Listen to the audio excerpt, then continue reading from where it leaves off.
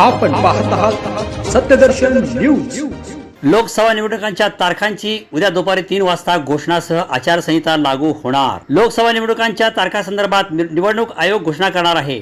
उद्या 16 मार्च शनिवार दुपारी 3 वाजता निवडणूक आयोग पत्रकार परिषद घेणार आहे। या निवडणुका नेमक्या किती टप्प्यात होणार आहेत या संदर्भात उत्सुकता लागून राहिली आहे।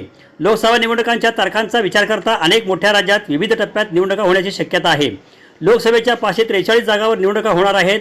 मराठा आरक्षण आंदोलकांनी अनेक मतदारसंघात एकाच जागेवर अनेक उमेदवार उभे करण्याची घोषणा केली आहे। त्यामुळे निवडणूक आयोगाची ईव्हीएम मशीनवर निवडणूक कार्यक्रम घेताना अडचण होणार आहे। त्यामुळे यातून निवडणूक आयोग कसा मार्ग काढते याकडे लक्ष लागले आहे। निवडणूक तारखांची घोषणा होताच आचारसंहिता लागू होणार आहे। लोकसभा निवडणुकीबाबत चर्चा करण्यासाठी निवडणूक आयोगाची मुख्य निवडणूक आयुक्त राजीव कुमार यांच्या अध्यक्षतेखाली शुक्रवारी एक बैठक झाली। या बैठकीत नव्याने नियुक्त झालेले निवडणूक आयुक्त सुखबीर सिंग संधू आणि ज्ञानेश कुमार उपस्थित होते।